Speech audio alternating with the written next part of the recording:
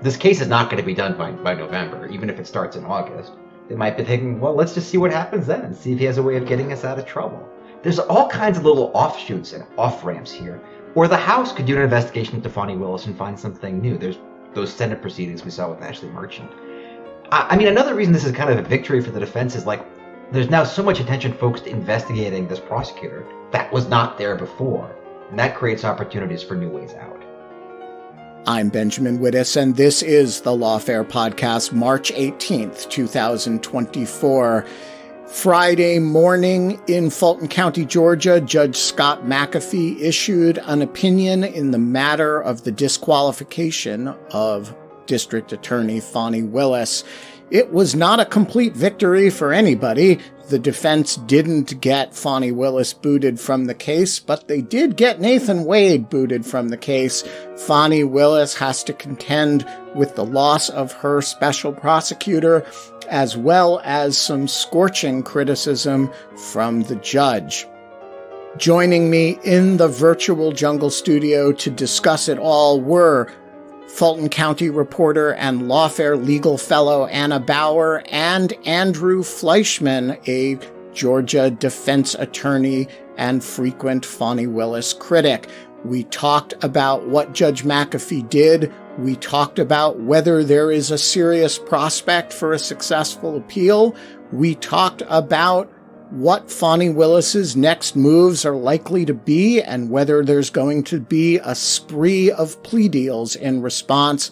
And we talked about whether the case is now back on track and headed to trial. It's the Lawfare Podcast, March 18th. Judge McAfee rules Fani Willis can stay.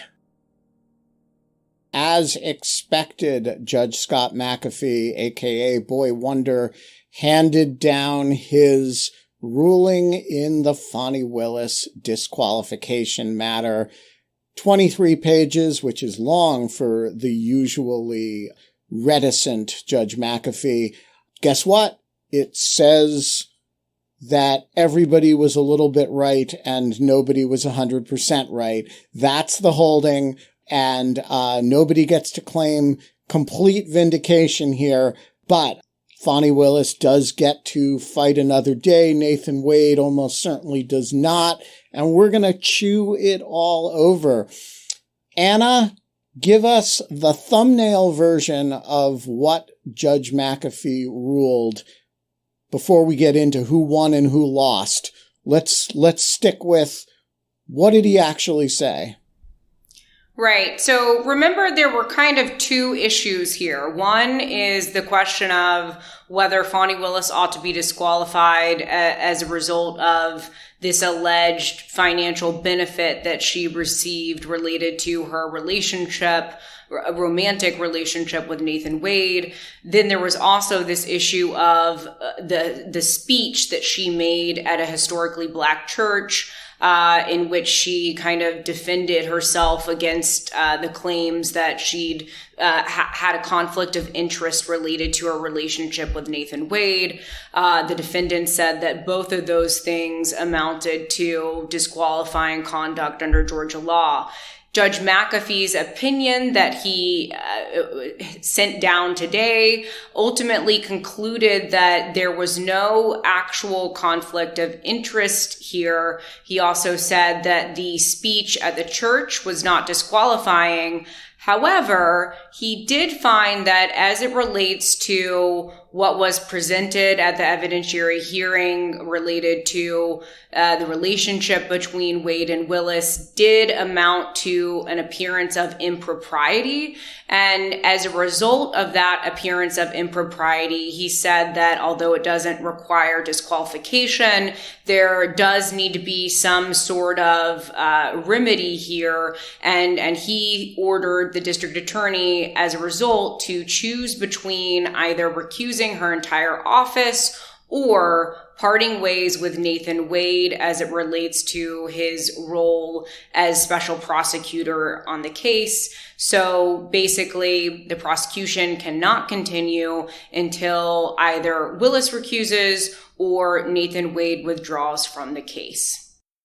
And just to be clear, that is kind of a magician's choice, right? In the sense that there's no circumstances in which she can choose the recusal, which was basically the remedy that the defense was asking for. It's basically an order to fire Nathan Wade, right? Or to have Nathan Wade withdraw. I think that's right, Ben. I cannot imagine a universe in which Fani Willis decides to recuse her entire team from this case. Including Nathan Wade. Yes, which would include Nathan Wade. So it's basically like saying, all right, Wittes, you can either fire Anna Bauer or you can fire yourself and everybody. Including Anna Bauer, including right? me. Yes, exactly. So it's kind of a false choice. So basically he says, you can continue prosecuting this case, but Nathan Wade has got to go. All right. So here's my first question to you both. Is it a good opinion? Does it adequately address the issues? And is it going to stand up on appeal, either as a interlocutory matter, if it goes that way, or in a post-conviction setting? Well, to start, I think it's a pretty good opinion that addresses most of the arguments. I feel like the couple of spots he didn't really hit that I might have wanted to see is first off, whether this specific way of charging the case led to delay and more money for Nathan Wade. Now, he talks about how after charging, she wanted the case to move forward, but most of his billing came before the case was indicted. So she didn't really talk about that aspect of it. And he didn't really talk about Nathan Wade's billing. Like, hey, why did this guy bill 3,000 hours without ever putting his name to a document or writing anything? On the other hand, it's a good opinion. I think he gets through the analysis really thoroughly. He found some creative area within this big gray expanse of Georgia law, which I felt was kind of indeterminate. And he reached the conclusion he wanted to reach. What did you think, Anna? Yeah, I think I'm still mulling it, but I think it's a good opinion. And, it's a nuanced opinion, and I think that it does the job of both coming to the right conclusion of law, in my view, while also, appropriately touching on concerns that many people have had about for example, Nathan Wade's apparent lack of candor before the tribunal. It is really remarkable, though, actually, to see a prosecutor publicly reprimanded like that. So I think that that's one of the things that I found pretty remarkable about the opinion. I actually wasn't sure. Ben, we talked before and you asked me to give some predictions about the order. And I think I said, I think he will not disqualify, but will maybe be a little bit critical of the district attorney's office. He certainly was more critical. The odor of mendacity. Yeah. It was, he really, he kind of put them on blast. And Andrew, I don't think you were expecting that either. So it was interesting to see that, but I do overall think that it is a good opinion. Some of the issues, though, that I will say on appeal, I think that it's going to be difficult, given the findings of fact that he made, for the defendants to win on the actual conflict issue on appeal. There were a number of factual findings he made about, he found that the district attorney did not have a material pecuniary benefit from the relationship, various things like that I think that, given those factual findings, an appellate court might have a difficult time overturning the idea that there was no actual conflict here. But what I do think is important to note for appellate issues, he did find there's an appearance of impropriety. So it's possible that a court could say that he got it wrong by saying that an appearance of impropriety doesn't demand disqualification. And so that's something to look for there. And then the other thing that was interesting to me, and I'm curious for Andrew's thoughts on this, the forensic misconduct part of the order, where he's talking about in particular, this speech that Fani Willis gave at a historically Black church. He ultimately found it didn't amount to forensic misconduct, but he did, say, but it was legally improper. And he even went so far to say that maybe it was time for a gag order to be placed on the prosecution. He kind of invited a motion to that effect. He specifically said maybe it's time for that, but that's not the remedy that this motion asks for. Hint. Right. And so I think that maybe the forensic misconduct issue is actually one that would be arguable on appeal. But again, curious to hear Andrew's thoughts on those issues. Wait, so we're gonna get to, let's do this in order. I want to talk, first of all, about what the mechanism for an appeal of this is, because there's this assumption that a lot of people have that, he's got to certify this for interlocutory appeal, and we're going to have some delay while the courts of appeals handle this. I'm not certain that's right. And Andrew, you actually have practiced in Fulton County. What happens when a judge makes an order like this? Is this normally, if there is a normally, does this get dealt with in the post-conviction direct appeal context? Does it get certified for interlocutory appeal? If the latter, does the rest of the proceeding freeze while the Court of Appeals thinks about it? How does the appeal here work? So if you want to do an appeal here, you probably have to request a certificate of immediate review, which you have to do within 10 days. You then have 10 days after that to write like a whole brief with the record to the Court of Appeals, ask them to take the case, and they can take it or not. If either the judge or the Court of Appeals says no, you're back to square one. You're right back where you were. The defense can definitely attempt this. I don't think they can get a direct appeal through what's called the collateral order doctrine, because Georgia typically does not grant that for this sort of case. I'm not sure Fulton County can appeal at all, though. Even though 1518.5 subsection G allows them to appeal if the office is disqualified, he didn't disqualify the office. And we tend to construe this really strictly. So the Court of Appeals might be like, well, there's no disqualification here. You just chose to disqualify yourself rather than to get rid of Wade, and thus there's no appeal. Something tricky to think about on the off chance that Fani Willis makes the insane decision to hold on to Wade, which could happen, right? This is a case about bad decisions. But wait, let's assume Fani Willis is a semi-rational actor. Nathan Wade understands that, disqualified prosecutors like fish go stale after a few days, and the odor is not good. So he lets himself go, saving her the trouble. But the defense lost on some big points here. And if I'm Ashley Merchant or Steve Sadow, there's no reason not to seek a certificate of immediate appealability, right? No reason in the world. And the issues are pretty good. I mean, even the judge made some bad factual findings on whether Fani Willis benefited financially, but some pretty good ones on her credibility, right? On what the impact of her speech at AME Bethel Church likely would have been. Things that a court could look at and say, well, we agree with you factually, but we think it's a more serious legal issue than you put. And again, this is not a well-defined area of law. Courts can kind of do what they want. Okay, so just let's get the procedure in place, and then let's talk about 10 days. You got 20 days to file this stuff, both before Judge McAfee and before the Court of Appeals. Either one can say no, and if that happens, presumably the issue is preserved for direct review. Like, yeah, I know I got convicted of RICO, but my prosecutor had a conflict of interest, and so I didn't get a fair trial. That's pretty clean. But what if they say yes? Does the case then become like the federal case, go into a sort of suspended animation, or is this a pure issue of law that can be resolved in good time so long as you don't empanel a jury and take the case through trial? You can do two things at once, like the removal proceedings.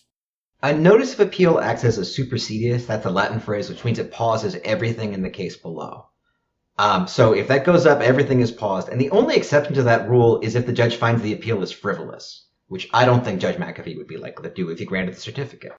All right. So the bottom line here is that as a procedural matter, if both McAfee and the Court of Appeals want this heard now, it will involve a delay in the proceedings that will be as long as the appeal takes to resolve, assuming it is resolved in her favor. Yeah, about 18 months, I would expect. So that would be a pretty substantial, just getting the certificate of appealability, it's a pretty substantial win for the president and his co-defendants. Yeah, getting the certificate would be big if the Court of Appeals agrees. Now, the Court of Appeals says no pretty quickly when it says no. So that the case could go right back on track pretty quickly if they're not interested. Gotcha. All right. So now let's talk about the issues. It seems to me that Judge McAfee did something that basically no analysts anticipated, at least none that I've seen. So there were analysts like Anna and me who said the standard is actual conflict of interest. This doesn't rise to the level of actual conflict of interest. Therefore, looks bad, but Fani Willis wins. There were analysts like you who said, assuming the standard is actual conflict of interest, there is an actual conflict of interest here and she should be disqualified. Judge McAfee says something else, which is, all right, yeah, there's an actual conflict of interest standard that mandates disqualification, but there's a lower standard, appearance of conflict, that allows for disqualification, but allows for some other remedy too. And in this case, the remedy is get rid of the goddamn person who you have the financial relationship with. And that kind of cures the appearance going forward. So my question is, do either of you know of anybody who publicly anticipated this argument? Or is this a McAfee innovation here? Joshua Schiffer, a Georgia attorney, anticipated this argument. I got to give him full credit. I spoke to Joshua Schiffer yesterday, actually, and he didn't specifically say that it was going to be, based on, because there's an appearance of him, like it wasn't exactly this, but it was basically, his prediction was, no disqualification, but some kind of, consequences for Nathan Wade. Which, Ben, I will say, I don't know that we were totally far off on that, because the two of, I don't know if we wrote this, but when we were talking, we did say that maybe there's a referral to the bar for Nathan Wade there or some other consequence. We kind of thought it was maybe not going to be the case that Nathan Wade would be disqualified, but that maybe there would be something that McAfee does with respect to Nathan Wade. Well, actually, last time I was on here, I think you suggested that Nathan Wade would be taken off the case. And I was like, well, they're not asking for that. I don't think the judge can do that. So I was dead wrong. And you were pretty close to right. Well, but not for the right reason. I mean, our theory of getting Nathan Wade out is that he had displayed an obvious lack of candor with the tribunal, and a prosecutor simply isn't credible after doing that. But what I didn't anticipate, and what I think is quite clever on McAfee's part, is not accepting the binary between the actual conflict and, actual conflict means, unless you're Andrew Fleischman, Fani Willis wins. Appearance of conflict means Fani Willis loses. And what McAfee says is, okay, actual conflict means Fani Willis wins, but appearance of conflict doesn't mean she wins completely, but it means, if there's an actual appearance, if there's an appearance of impropriety, we can order some lesser remedy to clear it. And I did not see that one coming. Your thoughts? It was clever. And the ultimatum is clever, right? So it's an ultimatum. If the officer is disqualified, she's sort of doing it to herself. But at the same time, she can't complain that it's unfair to put it on her that she has to fire Wade. It was a really clever way to preserve the ruling for review and let it hold up on review. Anna, have we heard anything today from the DA's office in response to this ruling? We haven't. I reached out to a spokesperson for the DA's office and have not heard back on a request for comment. We have heard from some of the defense counsel in the case who have released statements. The bottom line is that, what I was interested in looking for in those statements was any indication that they might appeal. None of those statements that I have seen for attorneys that I've reached out to outright say that the defendant intends to appeal. For example, Ashley Merchant said that they're waiting to see what the DA's response would be. Ashley Merchant, of course, represents Mike Roman, who is the defendant who kind of initially lodged this motion. And then Steve Sadow, in his statement, said that they disagree, for example, with the judge's decision on forensic misconduct. And in particular, Trump is the one who raised that particular issue when he adopted Mike Roman's motion. And then Steve also said, we are, exploring all of our legal options to end this prosecution that was unfairly brought against Trump, blah, blah, blah. But what's notable in that statement is that it doesn't directly say whether or not they intend to appeal, but for the reasons that Andrew gave earlier, I think that I would be surprised if they choose not to seek a certificate of immediate review. I mean, you get whatever percent shot you assign at a long delay. Why wouldn't they do that? Oh, little update. Nathan Wade just submitted his resignation, it looks like. You heard it here first, folks. Nathan Wade off the case. All right. So now we know something about Fani Willis's response, which is that Nathan Wade resigns. So let's talk about who won this. Assuming that is the totality of Fani Willis's response. That is, she's now cured the problem as Judge McAfee describes it. She win this? She lost Nathan Wade, but the case is intact. She may have to have a 1.5 year delay for an interlocutory appeal, but she may not. She win? It's the definition of a Pyrrhic victory, I would say. A big win is like... We're going to call it a Willick victory from now on? Yeah, it's like, listen, a big win is like the judge says this is all baseless, no hearing. That's what people were calling for at the beginning, no hearing at all. Instead, there was a hearing, there was an appearance of impropriety, and the judge strongly hinted that Willis and Wade were dishonest in the hearing. So, okay, it's a win that she stays on the case, but staying on the case was the default. This just means she dug herself partway out of the hole she was in. I would say the optics are quite bad, and jurors are going to know about it. It's a Pyrrhic victory.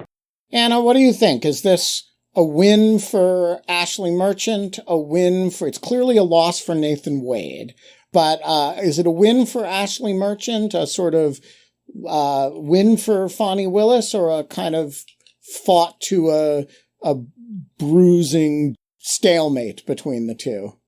I mean, look, it is a immediate legal victory for Fani Willis today, but I think that it is this whole issue of the disqualification matter has nonetheless been a political blow to the district attorney's office and the public perception of the case. And to that end, I think that it's probably seen as a win, whether or not they won on the particular legal issue. Some of the rhetoric that is in this opinion, does not speak kindly of the district attorney's office and is highly critical. And I think that probably defense counsel see a silver lining in this opinion and the very fact of having brought this entire motion and really, changing the subject of the prosecution. There were many months there in which it seemed like defense counsel just had basically no wins. They were very few and far between.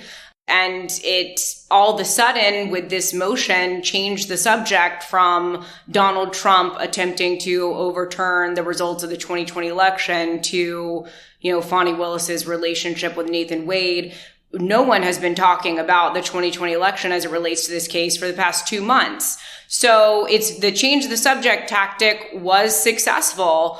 Whether this will be a blip in the long term or not is still up in the air. But as we've said, this seems like it's going to potentially could go up on appeal, which causes a delay. And that was part of the strategy for Trump's team. So it's a win for them.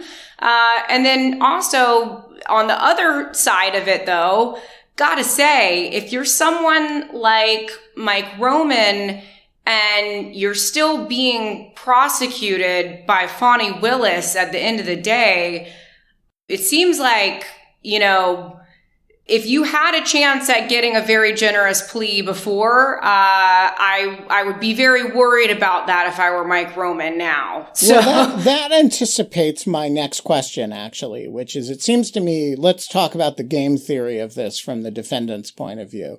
Because if you, and Andrew, I'm particularly interested, you've had clients in interaction with this office. So if I were a defendant here, let's say my name were Mike Roman or Kathy Latham, right? Sort of one of the lesser defendants who realistically probably is not going to go to trial one way or the other. You have 10 days to file a notice of, or a request for an appeal. You're going to find out pretty fast whether that appeal is happening. If that appeal is not happening, let's say we know that in 30, 40 days, that's the moment where you're going to plead, right? Yeah, I mean, to be honest, for me, if my client was offered misdemeanor first offender probation on a RICO case, that would have been the moment I pleaded, because that's a really good offer. He didn't take that offer because he was philosophically motivated to stick it to the DA.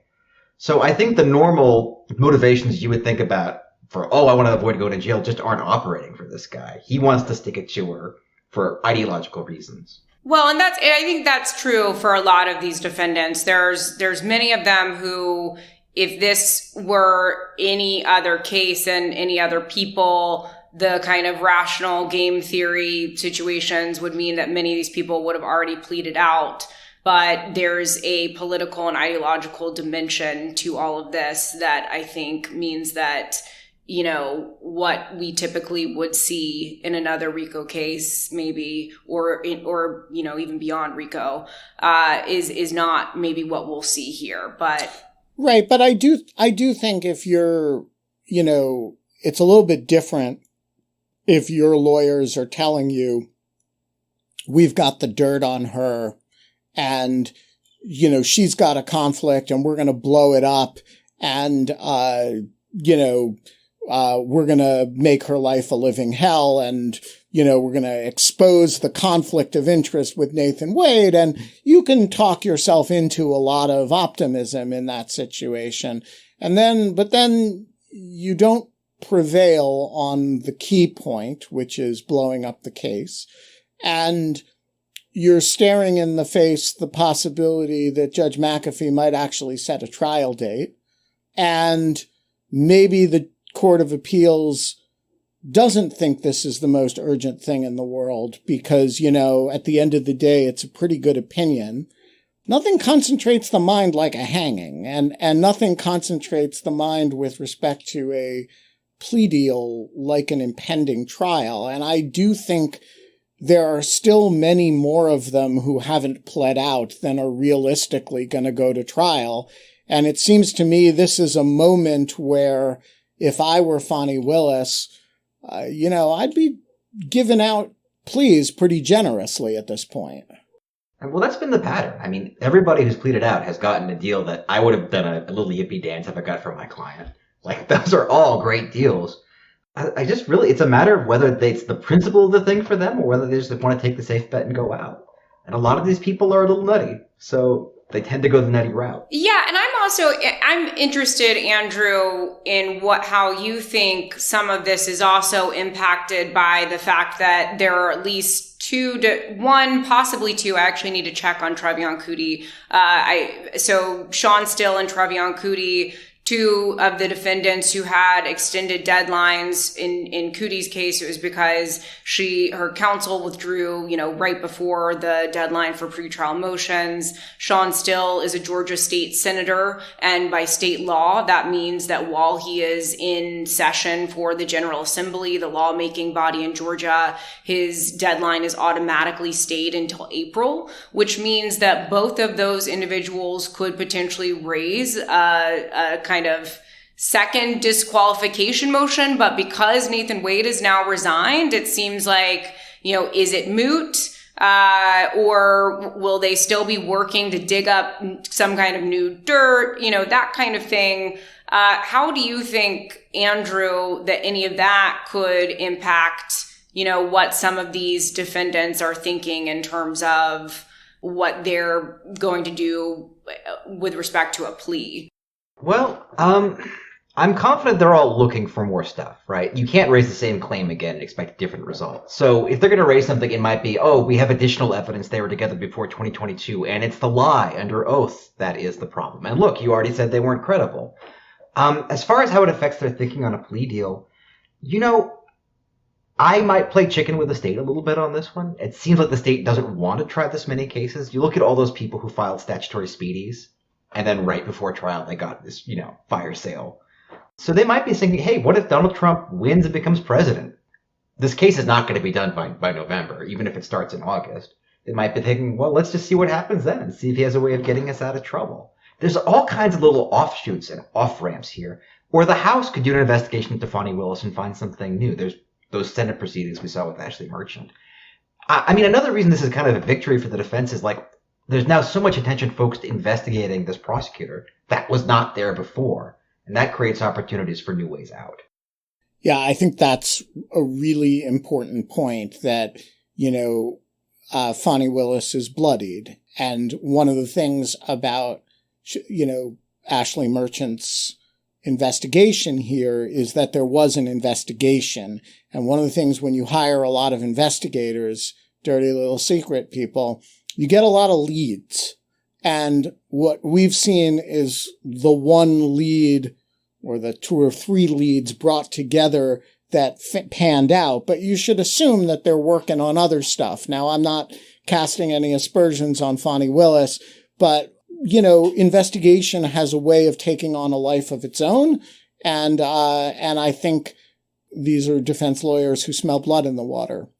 All right, let's go back to the point that Anna raised earlier, which is the lesser discussed component of this opinion, forensic misconduct. And just for listener benefit, for those who don't know, forensic misconduct does not mean that you've messed up the microscope in the FBI crime lab. It means some kind of misconduct in your role as a prosecutor or that affects or could be expected to affect the proceedings. And it is independent under Georgia law ground for disqualification. So I was actually a little bit surprised that Judge McAfee took Sadow's allegations here as seriously as they did. Steve Sadow is Trump's lawyer in the case, and his motion was centered around this speech that Fani Willis made at AME Bethel after the Ashley Merchant motion was filed. And Fani Willis said in the speech that repeatedly suggested or stated directly that they were going after Nathan Wade because he was black, and repeatedly suggested, but did not, importantly, explicitly reference the defendants, and the only named people in it were politicians, and didn't suggest that anybody was guilty. And so my view of it was kind of elected DAs are, among other things, politicians, and they make political speeches and they defend themselves, and sometimes do so in terms that are not ideal from a court perspective. But, this isn't, of all the things that get said in this case, this is pretty minor league stuff. And by the way, it doesn't mention any of the defendants. And by the way, it doesn't mention any of the guilt or innocence of anybody or even the merits of the case. And Judge McAfee did not see it that way. He saw it as an impropriety, a significant impropriety, but one that didn't rise to the level of forensic misconduct that would require or justify disqualification, but might rise to the level with a different motion that you would slap a gag order on the prosecution. And so I want to start with you on this, Andrew. Am I understating how bad that speech is, or was he overstating it? Who's right, me or McAfee? To me, it seemed pretty bad. I mean, listen, the rule as a prosecutor, when you make a public statement, it's just got to be about the bare facts of the case. And you're not supposed to say stuff to heighten condemnation of the accused. Now, there's an exception if you are responding to allegations against you, which she was. And I think that is a good defense. But to have a conversation with God where you're discussing how racist the people accusing you of things are, yeah, that strikes me as pretty outside the bounds of even normal prosecutor stuff. A normal prosecutor might give a press conference, say there are baseless allegations against me and I refute them utterly. That's one thing. This was like a nothing I've ever seen before type of thing. So, yeah, to me it seems distinct. I'm not saying that they definitely win, but it's bad enough to be worth a mention. What do you think, Anna? Yeah, Ben, I'm with you. I was a little bit surprised that he said things with respect to this speech and this in this order that I do, like I said, I think, could make for a decent issue on appeal, in that, he's saying that it's too far removed. We're too far removed from jury selection to establish a permanent taint of the jury pool. But I mean, that implies that he thinks that the jury pool was tainted. He says that, he can't find that it crossed the line, but it again seeming to imply that, it's a pretty close call, but it doesn't quite cross the line. I don't know. I was surprised that he felt that it was that close of a call. Like you, Ben, I thought that although I didn't think it was really proper a way to approach her response, I didn't see it as something that would amount to forensic misconduct in the way that Georgia courts have described it. And, there are responses and arguments that people can make on the other side of this. But when she was making this speech, she said people like Marjorie Taylor Greene or Bridget Thorne, who's a, city commissioner in Fulton County. Those are the people who she seemed to be talking about, which, again, you can make arguments that that's kind of just a veiled way of talking to the defendants. But there was a lot of criticism of her that was not coming from the defendants that were directed at her at this time, that this disqualification motion had been filed days before this speech. So she had a lot of publicity that was ongoing about it. She could have been speaking more broadly to critics of her as a result of the disqualification motion. And as you said, she is a public figure, a politician. Though again, don't think that it's something that any prosecutor, it's not a good look for a prosecutor to be saying this stuff, but I just am surprised McAfee found it to be such a close call. All right. Let's wrap up with reasonably anticipatable predictions here. Do either of you doubt that Ashley Merchant will take the freebie on behalf of Mike Roman and appeal on the actual conflict of interest question? I'd be surprised if she didn't. Yeah, I would be surprised if there's no appeal. Okay, and is the appeal that the facts that he found amount to an actual conflict, or is the appeal that the right standard is mandatory disqualification under the appearance of conflict that he did find, or the appearance of impropriety that he did find? Both, right? You want to throw the kitchen sink at this argument and give the Court of Appeals every opportunity to rule for you. So it's the right standard is appearance and mandatory disqualification. But even if, assuming arguendo, that the judge got the standard right, the facts that he found still amount to. So that's what Ashley Merchant is going to do. I think it's a no-brainer. All right, Steve Sadow takes up the forensic misconduct issue too, right? Right. Yeah, I think so. It's not bad. I think as far as forensic misconduct goes, that's about as bad as I've seen a prosecutor talk in a case. It might not strike you as terrible because of the political, but at least for a prosecutor, this was unusual. Yeah, I mean, look, I was surprised to read. I had not particularly focused on this aspect of it and was surprised to see it seemed like more of a throwaway argument to me than some of the other stuff. And so I hadn't really focused on it. And I was surprised at how seriously Judge McAfee took it. But that said, look, he's a serious guy, and the fact that he took it that seriously suggests that there's work to be done with it. All right, next question is, are there any other appeals arising out of this, or are those the two issues? Oh, well, that's the fun thing. Under Georgia law, if you take up an appeal for one thing, you can appeal every other ruling in the case if you want to, under 5634D. So I don't even know the full expanse of what is going on in this case that could be appealed, but let me just say all of it. So not just the rulings within the four corners of this opinion, but anything else you feel like bringing in, how he's interpreted RICO and, everything else. Yeah, you could absolutely do everything with it, and there's nothing stopping you. All right, next question.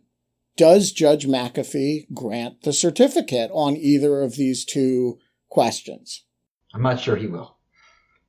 And the reason I'm not sure is because yesterday in his order on the special demur, he said, I will grant a certificate. And on this one, he did not. Yeah, I was going to say the exact same thing. Actually, I have been saying for weeks now that Judge McAfee is almost certain to grant a certificate of immediate review. But after this order, I've changed my mind a little bit. I think that maybe he won't. As Andrew said, there was an order a few days ago. It's the one in which he dismissed several counts that are in the indictment.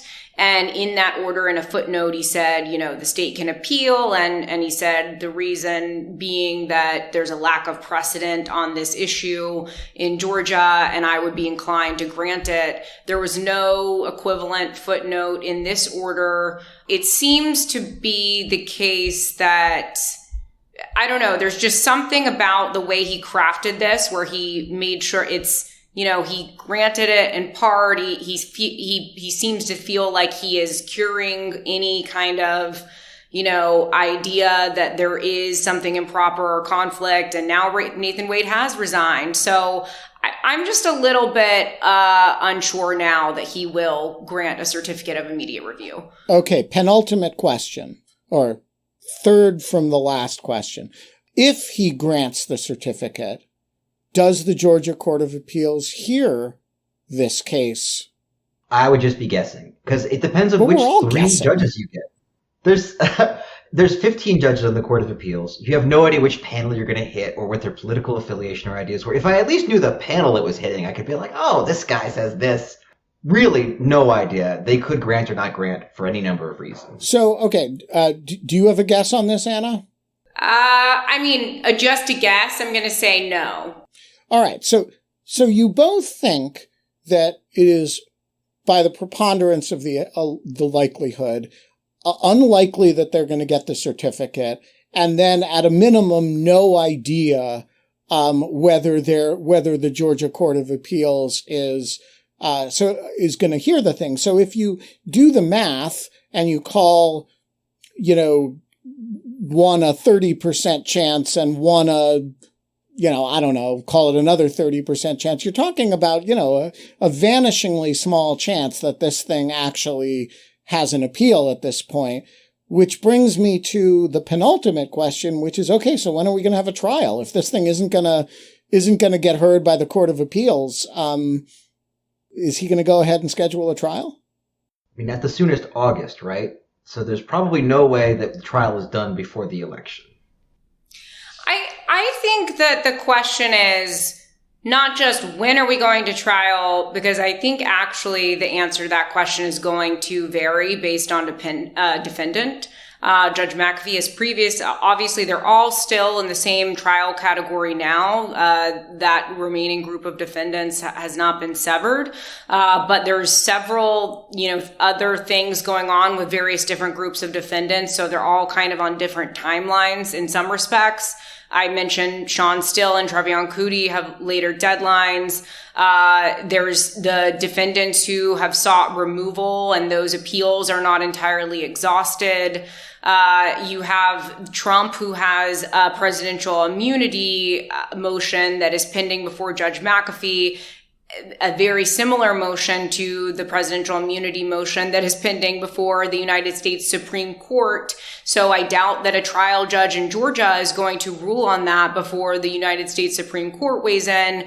But you have some other defendants who might be ready to go to trial a little bit sooner. John Eastman, for example, has said he wants to go to trial before 2024 is over. And McAfee has suggested that maybe there's going to be 3 different trial groups for this case. So I think it's possible that we see some defendants go to trial before 2024 election. But I think it's very unlikely that we see Donald Trump go to trial before the election. All right. Last question. Andrew, we get off this call, your phone rings, and it's Fani Willis. And she says to you, Fleischman, I need a new special prosecutor. I hate your guts, but I'd rather have you inside the tent pissing out than going on the Lawfare podcast and pissing in. Full Dershowitz. Yeah, exactly. What terms would you take to be $250 an hour? Done. That sounds so fun. I love law. I love being a lawyer. I get to prosecute this case and it's an interesting case. And maybe I could argue motions instead of Adam Abadi. I might be a little better at it. Ouch. Really? Come on, we all thought it. It sounds like a tremendous amount of fun, but I don't think that Miss Willis wants to hang out with me every day. I don't look nearly so nice in a suit as Mr. Wade. And also, you would try to convince her to drop the RICO count. I would. I would, as hard as I could. We are gonna leave it there. Andrew Santos Fleischman, Anna Marie Bauer, thank you both for joining us today. Thank you so much for having me. The Lawfare Podcast is produced in cooperation with the Brookings Institution. Our audio engineer this episode is the intrepid Anna Hickey of Lawfare. Folks, become a material supporter of Lawfare. You know you want to. You know you need to. All you have to do is go to lawfaremedia.org/support. The rest explains itself. You'll be able to ask questions, you'll be able to participate in the chat, and you'll be one of the cool kids. The Lawfare Podcast is edited by Jen Patia. Our music is performed by Sophia Yan. And as always, thanks for listening.